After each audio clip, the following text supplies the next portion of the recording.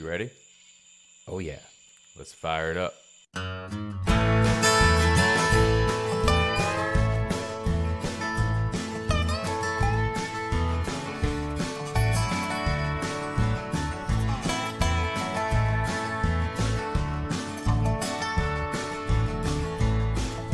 This is the Hometown Holler. I'm Daniel Ayers. And I'm Quinn Ray.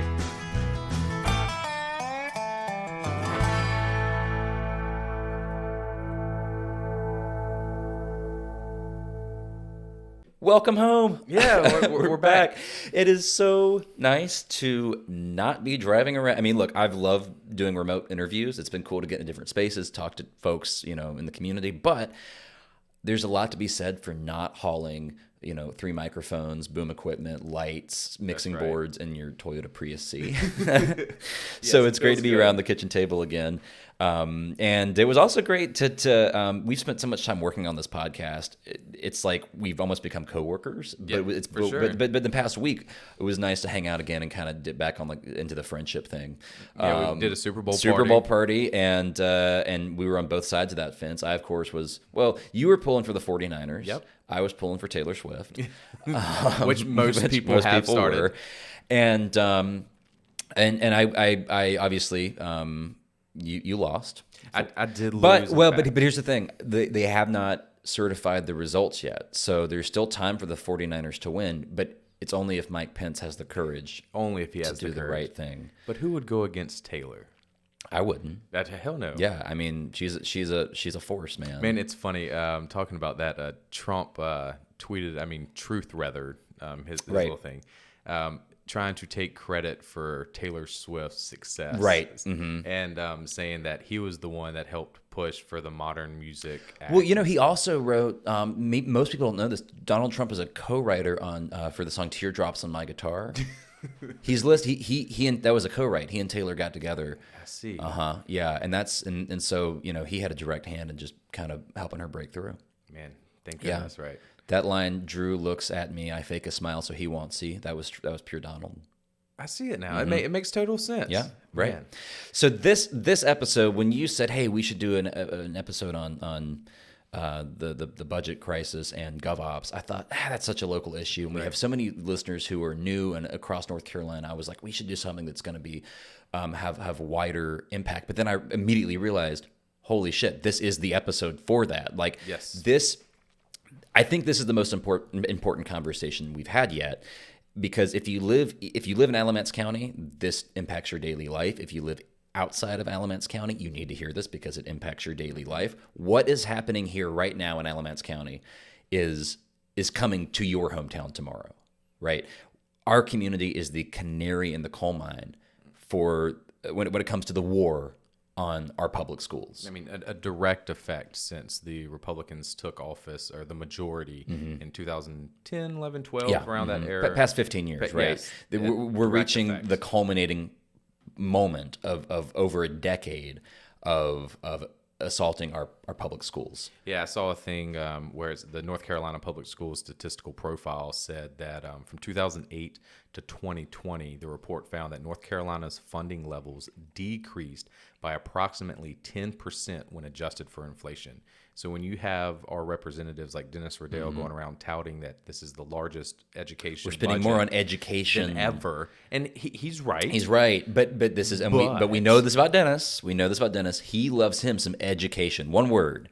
Education. You make that 2-word, public education, and that boy loses all interest. Well, it didn't take into effect. Well, when he said that, he didn't acknowledge the fact that over $4 billion of it is going to be in the next 10 years because of the vouchers. Right, and we're going to get to that. We're going to talk about vouchers, how that's impacting our schools here.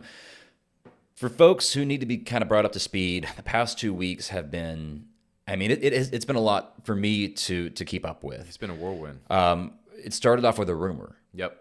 What was that rumor? About 3 weeks ago, 2-3 weeks ago, there was a rumor swirling around. I got a text message while sitting at work that said, rumor has it that they're going to get rid of, they being the ABSS, our school system, is going to get rid of the SPLASH program, which is a Spanish immersion program. Very important program. And that's kind of where it started. Then I started talking to other people. Then more people started messaging me. And the next thing you know, there's a rumor that we're getting ready to do a reduction in force. They're getting ready to fire 54 assistant principals, school counselors, school nurses, cutting a bunch of STEM programs, the Spanish immersion program. And then to the point of this didn't become a rumor anymore because a week before the school board meeting, the assistant superintendent met with these 54 people that they were going to cut in the reduction in force and said, hey, you might not have a job in 7 days. Right. And that's one of the things that freaks me out is the urgency. This wasn't like, hey, we need to take a look because in 2 years we're going to have to start making some tough choices. It's like now. Because they weren't going to allegedly not make payroll in March. Right. So in response to that, county commissioners, well, actually, I'm not going to, one county commissioner. Craig Turner, right? Yep. Craig Turner, on his own accord, own initiative, not asked by the school board. The school board did not go to him and say, please, please, please. Right. He said, look, $250,000 in additional funding to give us breathing room, to give us time to talk about this and make thoughtful decisions and have a discussion. So that was kind of the next step, right? The rumors come out. Rumors are more than rumors. This is fact. Commissioner Turner buys us time. And this culminates, the plot thickens, and it culminates on, let's see, it was the 8th, February 8th.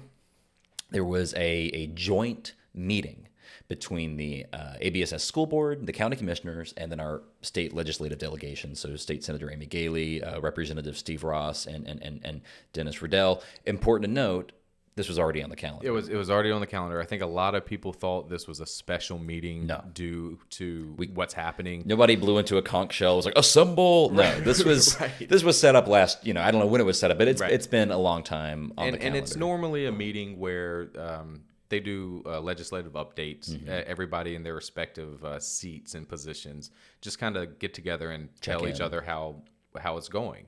Well, it's not going too good. Oh my God! It was interesting. The meeting, the whole thing's on YouTube. It's about 3 hours long, and we are gluttons for punishment because we're into that shit. We watch it. Yes. And they're set up in kind of a U. The tables are set up in kind of a U shape, and they're kind of interspersed. And what I mean by that is, it's not as if the county commissioners are all at one table and then the school board's all at one table. They're intermingled right between each other, and they go around. And the meeting begins. This big work session begins with each elected official gets to share a few remarks, say something briefly. And I wanted to start with, they all said something to the effect of like, we want solutions, right? And just kind of platitudes, right? Things like that. I going back to Craig Turner. This is a very Craig Turner episode already, right? No, he invoked The Godfather. He said it was like, he said he felt like the meeting was a scene from The Godfather, the first Godfather, when Vito Corleone, there's the meeting of the 5 families. They convene, and there's this kind of a feud, like a turf war, right? And and he says, I'm gonna do my best Marlon Brando. Yeah. How did things ever get this far? I don't know. That's pretty good. Thank you. Yeah, I didn't have great. like the wad of tissues in my mouth like he did in the movie. How did things get this far? Man, I think it's a combination of Moldgate. Moldgate definitely helped. Years of underfunding. Schools, and just being ineffective to being good stewards of our money when the taxpayer is saying we need to fund our schools. Yeah, it's obviously a confluence of many things. So, for anybody who was living under a rock, we had the vast majority of our public schools had toxic mold in them a year ago, and there was remediation to solve that problem. That cost money. But then even beyond that, there's utility costs, right? Because these schools are having to run boilers and chillers simultaneously to prevent mold from returning, right? To keep. So I do think that's a distinctive difference that we need to make sure is known. The money that was spent on Moldgate was not from the same pot that can be spent on the reduction in force. Okay. But because of an adverse effect of Moldgate, as you were saying, utilities, right? Right. Yes. Yeah. You're right. So as a result of all that remediation, right, schools are using more electricity to run HVAC systems to prevent mold from returning. Anybody who's checked their electricity bill knows that rates have not gone down. Well, and the thing that I wonder, and it kind of pisses me off too, is so Moldgate happened during the summer, and right before school. So the financial officer for the school board saw that they paid way more money because your utility bill isn't 6 months out. They saw that hike then. Why all of a sudden in January is it well, now we don't have it because we spent it on utilities for Moldgate, which happened in August? That's a great question. And it just pisses me off. But moreover, we're here now, so I don't give a shit. Sure, right. I mean, and also I think this is important to point out to our non-Alamance listeners. This is happening across North Carolina, right? And Durham, New Hanover, and part of it is also federal pandemic relief funds are expiring, and so far the state has not stepped in to make up the difference. That's right. So, like Durham County right now, $9 million budget shortfall. New Hanover County, $20 million. $20 million budget shortfall, right? So this is not a quote unquote local issue. This is a state issue. Yeah, for sure. This is a big one. So that's how we got here, right? I mean, that's a little brief overview of kind of where we are, how we got here. And then the meeting begins to there's a little bit of again, it was off to a weird start. There was a bit of platitudes of, well, reading scores are returning. We're very happy about that. Numeracy. Cool. Exactly. Yeah, awesome. Great. Fantastic numbers. And then it comes down to the real question, which is, well, what do we do? What do we do? What are we going to do about it? What's the solution, Quinn? Well, it's GovOps, of course. GovOps. And listeners, this is where we get into the real juice. Okay, GovOps. Brought to you by friend of the pod, friend of the Holler. Yep. One of our main listeners. One of our main listeners, sustainers, I would say. State Senator Amy, not my job, Gailey. So GovOps is not a video game. Not a video game. Totally sounds like Call of Duty GovOps. It does. Dude. Yeah, absolutely. Definitely kill streaking on it. Well, so in that video game, you sit at a desk and you just persecute bureaucrats for hours and hours and hours. You get points. You get points for exactly. So what is GovOps?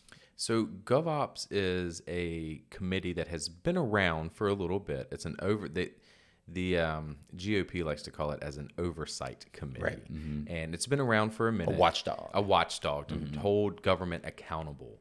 But in this, I'm for it. Let's hold government accountable. But how, right?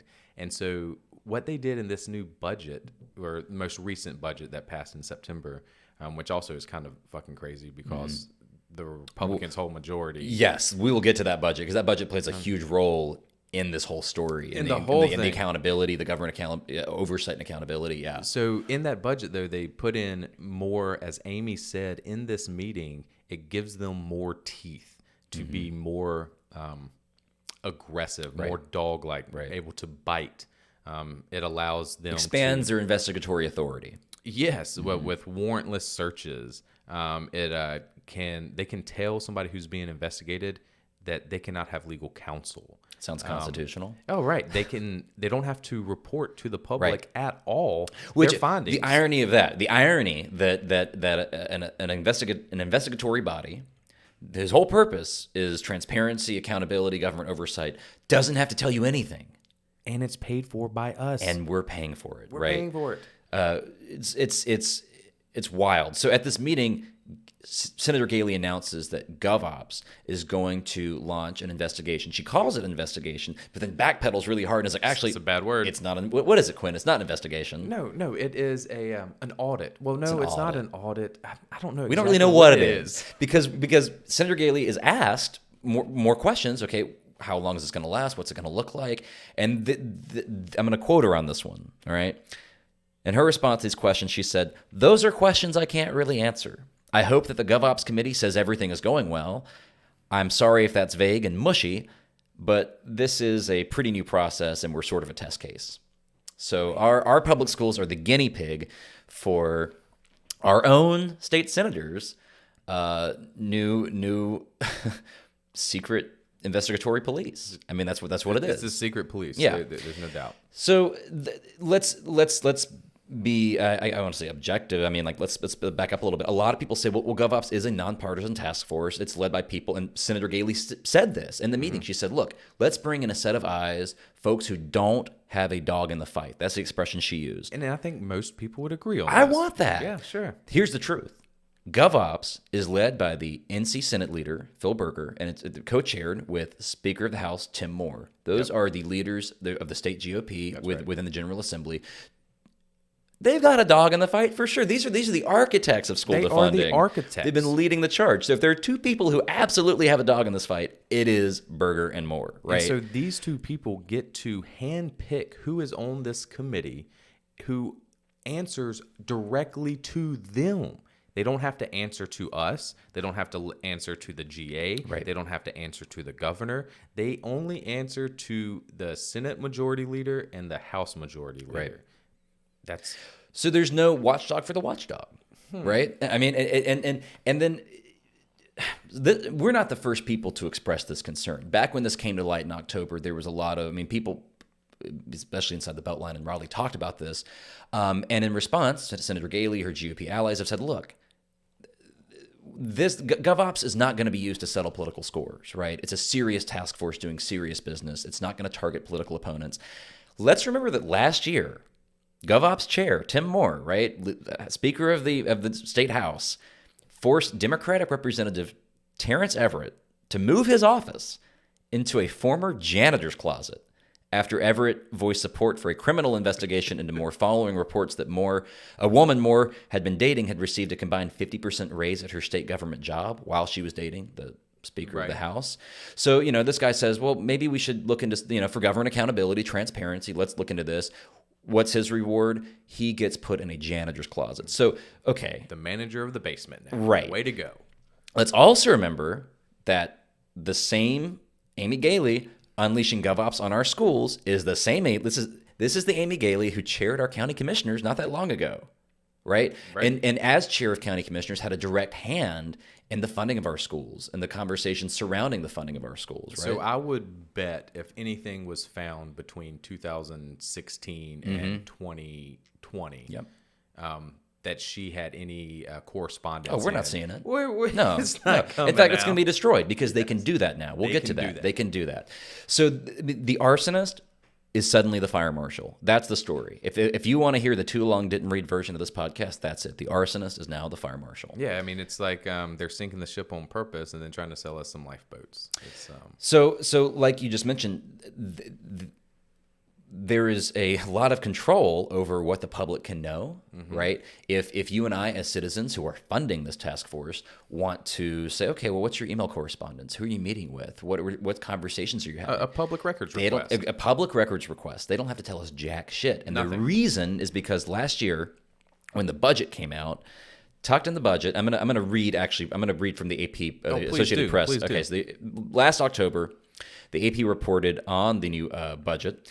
Tucked into the 625-page state budget that legislators have begun voting on fewer than 24 hours after its release. So I give you 625 pages and say, read this. Oh, by the way, we're going to vote on it in less than 24 hours. Man, I took honors English in high school. Oh, so you got this. Got it. You got this. You can Easy. do it. Okay. Well, you're a speed reader. Yeah, got it. Well, some of us, I would struggle. Okay. I would struggle. So you get this budget, and there's a section snuck inside of it that says current and former state legislators no longer are required to reveal any document, drafting request, or information request they make or receive while in office. They would also have broad discretion to determine whether a public record, should be made public, archived, destroyed, and get this, or sold. Sold. Who gets the money? That's my question, right? Who gets to sell a public record? Man. It is. I'm an elected official right now. If you want to buy my stuff, here you go. So when these folks, when Senator Galey, when Tim Moore, when Phil Berger, when they say, look, we would never weaponize our own investigative Hey, it works. task force. I call bullshit. You could fertilize Sampson County with that amount of bullshit. Absolutely. This is...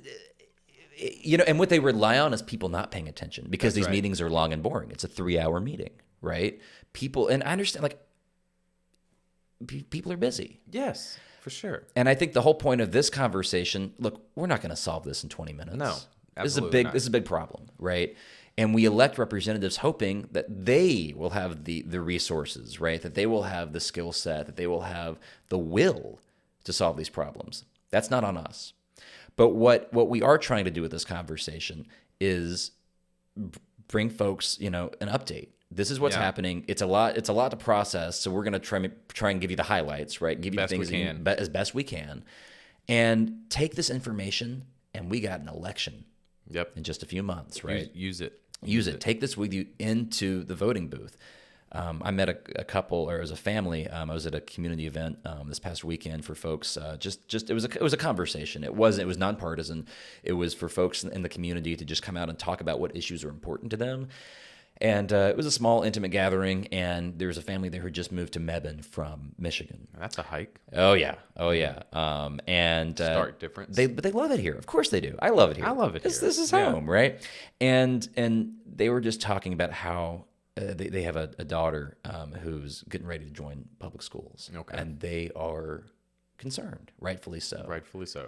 And so I think this conversation is for folks like them, who we want to bring them up to speed. We want to give them the facts they need to make informed decisions in the voting booth. So shout out to Kyle, shout out to Amber, shout out to Riley, and congratulations, Riley, on your first day of school coming up. So that's us. That's where we are. Obviously, we don't have strong feelings about it. Zero strong feelings. I think one of the things that frustrates me is when I look at the budget, which is did I already say that it's 58% of education is 58% of the North Carolina budget itself? Mm-hmm. They fail to mention in that in the budget, they also did an income tax reduction. And with that, they also did a corporate income tax reduction to 0. We already were the lowest in the country at 2%. Or 2.5%. It wasn't good enough. And it wasn't good enough. Now we're going to do 0. So that means all the Walmarts, all these industries that are coming in, all the Toyotas, any profits that they make, they pay 0 taxes on. And this is going to cost our schools, our budget, $1.2 billion. So when they're arguing that with the B, when they argue that we don't have enough money, they've designed a system so that they can so that they won't have the money. So they won't. And their argument is, well, we have people moving to our state, and we do. You're right. Sure. We are growing. But where the fuck are they going to go to schools if we're not funding these schools? Right. My daughter is in school now, so I'm a public teacher or a public education dad, and we always does it hit different? It hits way different. I was a product of public schools, and so when I would hear stuff like this, it still would piss me off. But then once you become a parent and you see it directly affecting your kid, my kid is in the SPLASH program, the Spanish immersion program, which is it's on the chopping block. It's on the chopping block, and so I had to take a step back too, because I felt myself getting increasingly frustrated with my own biases, because I do you got a dog in this hunt. My kid, right? But overall, how is this going to affect our county? And taking this away is going to make us directly attacking on bilingualness, on culturalness. Right. But we promise our kids the sky to soar, but how can we do that when their wings that they need are being clipped? And this is. Ooh, did you make that? Is that a Quinn original? That's a good one, because my daughter's a little phoenix, and I was like, man, she's going into the sky, but we're clipping the wings, and I was like, man, how is she going to be able to Quinn's do this? Quinn's a poet. Man, I wish that's I great. was. I love that. But you're right. It is. It just hurts, and it's something that I'm very passionate about. I hope everybody else is passionate about. Reach out to us if you're listening. If you have any questions, we'll send you all the articles that we read, any information that we gather, and we'll try to put it out there for you guys, because like Daniel said, it was tough for me to get 3 hours, and I didn't watch it in 3 hours straight. No. It was in increments. You can't do that. You'll go crazy. The North Carolina General Assembly, Alamance County's red school board and red county commissioners have been devastating our public education and putting a chokehold on it by design. They know what they're doing, and all I ask is for you guys not to be fooled, because it's really happening. And let's demand better. You deserve better, and go vote March 5th for primary elections, and then elections in November. And all is not bleak, because next week on the podcast, on the Hometown Holler, we have Seneca Rogers, member of the school board, who's going to come on and talk about some of the some good stuff. He's a really uplifting guy to be around. Yeah, I mean, Seneca, y'all are gonna love him. It's going to be a good episode. Yeah. All right. Well, Quinn, this is a great talk. We're almost hitting 25 minutes. So I think this is a good place to clock out. And folks, we'll see you next week with Mr. Rogers. Yeah. Catch you on the flip side.